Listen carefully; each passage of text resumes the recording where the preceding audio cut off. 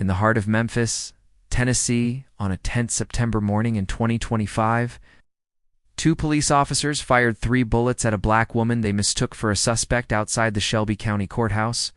Wounded but resolute, she walked into the courtroom, took her place as Judge Vanessa Coleman, and delivered a ruling that dismantled the officers' careers, exposing a systemic failure that shook the city. Vanessa Coleman, 47, was a pillar of the Memphis judicial system, a circuit court judge known for her incisive rulings and commitment to justice. Raised in the city's Orange Mound neighborhood, she'd overcome a childhood marked by poverty to earn a law degree from Vanderbilt University. Her career was a testament to perseverance, first as a public defender, then a prosecutor, and finally a judge.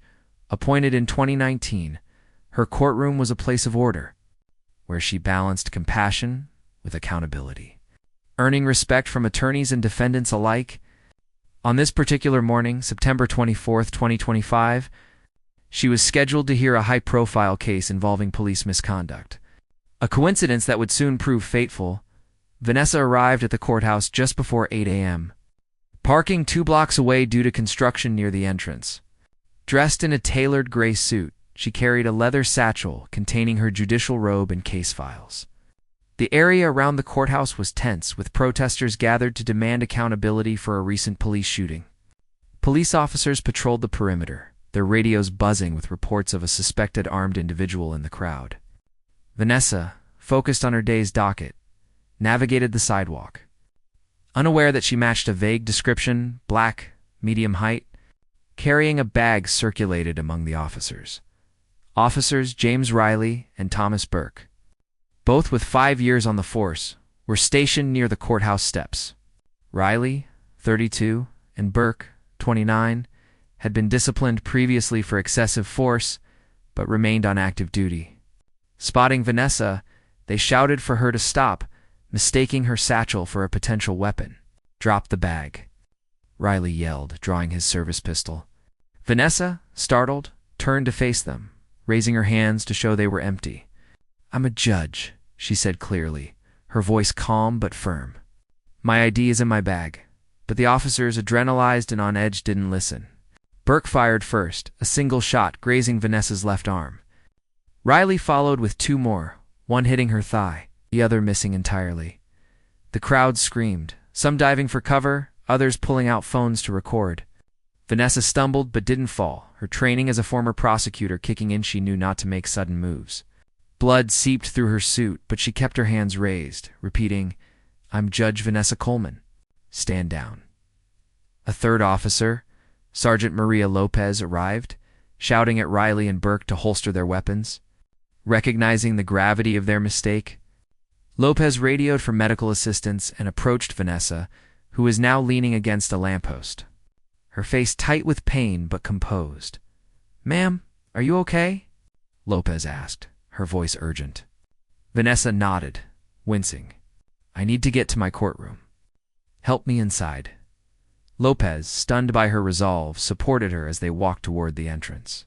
Protesters and bystanders watched, some shouting accusations at the police, others filming the scene. The video, capturing Vanessa's bloodied suit and steady gait, spread rapidly online, sparking outrage before she even reached the courthouse doors. Inside, Vanessa's clerk, Sarah Jenkins, gasped at her condition. "Judge Coleman, you need a hospital." Vanessa shook her head, her voice unwavering. "I have a case to hear. Get me a first aid kit and my robe." Sarah, hesitant, but accustomed to Vanessa's determination, complied. In her chambers, Vanessa cleaned her wounds as best she could, bandaging her arm and thigh. The injuries were painful, but not life-threatening. The bullet in her thigh had passed through soft tissue. The graze on her arm was shallow. She slipped into her robe, the black fabric hiding the bloodstains, and took a moment to steady herself. The misconduct case, involving officers Riley and Burke no less, awaited her.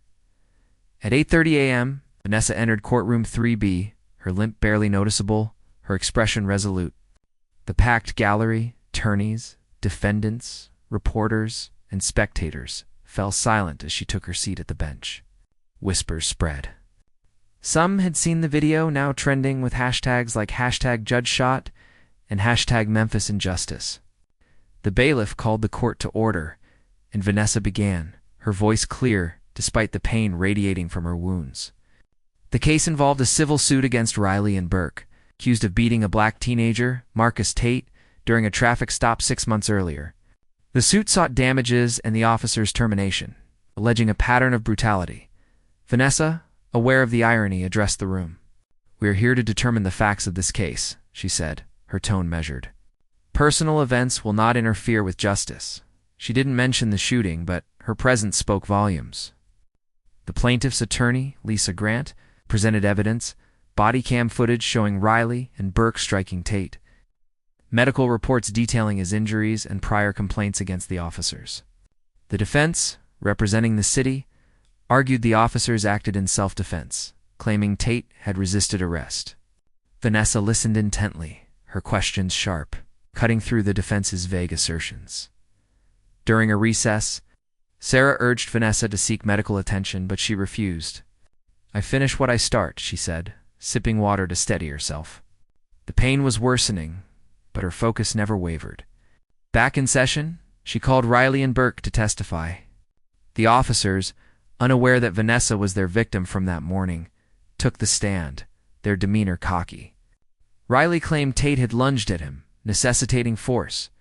Burke echoed the story, insisting they followed protocol. Vanessa's eyes narrowed as she questioned them, her voice calm but piercing. "Officer Riley, your report states Mr. Tate was subdued within seconds. Why, then, did you strike him 7 times after he was on the ground?" Riley faltered, his response evasive. Burke, under similar scrutiny, contradicted his own report. Vanessa's questioning exposed inconsistencies, their credibility unraveling. Grant, sensing the shift, pressed harder.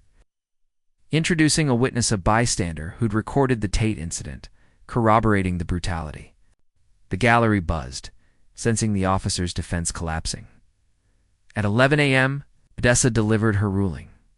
Based on the evidence, including video footage, medical records, and the officer's own testimony, this court finds officers James Riley and Thomas Burke liable for excessive force against Marcus Tate, their actions violated department policy and Mr. Tate's rights. The court awards the plaintiff $500,000 in damages and recommends the immediate termination of both officers. The room erupted in murmurs, some cheering quietly. Vanessa continued. "Furthermore, this court refers the matter to the district attorney for criminal charges." As the gavel fell, a reporter in the gallery connected the dots. Realizing Vanessa was the woman shot that morning, the news spread, amplifying the story's impact. Riley and Burke, escorted out, learned of Vanessa's identity from their sergeant, their faces paling. The video of the shooting, now viewed millions of times, fueled calls for reform. By noon, the Memphis Police Department suspended both officers without pay. Pending a full investigation, Vanessa finally sought medical attention. Driven to a hospital by Sarah, doctors treated her wounds, marveling at her composure. "You walked into court like that?" one asked. Vanessa shrugged. "Duty doesn't wait." The story dominated national news, with outlets praising her resilience while condemning the officer's actions. Activists rallied outside the courthouse, demanding systemic change, while Vanessa's ruling against Riley and Burke became a rallying cry for accountability. Vanessa's background added depth to the narrative. Raised by a single mother in a neighborhood plagued by crime, she'd seen the best and worst of policing. Her legal career was driven by a desire to bridge justice and community. Advocating for fairness while holding wrongdoers accountable, colleagues admired her for her poise, defendants respected her empathy, and attorneys feared her precision. The shooting, though traumatic, only strengthened her resolve. The investigation into the incident was swift. Body cam footage confirmed Vanessa's account. She'd posed no threat, her hands raised, her identity clear. Riley and Burke were fired within weeks, charged with assault and reckless endangerment. The city settled with Vanessa for an undisclosed sum, and the police department implemented mandatory de-escalation training, citing her case as a catalyst. She returned to the bench after a brief recovery, reputation as a formidable judge cemented. Vanessa never sought the spotlight, but it found her. She spoke once at a community forum, urging reform without dwelling on her ordeal. "This isn't about me," she said. "It's about ensuring no one else faces what I did." Her words resonated, inspiring young lawyers and activists alike. In Memphis, her name became synonymous with courage, a reminder that justice, even when tested by violence, endures through those who refuse to break.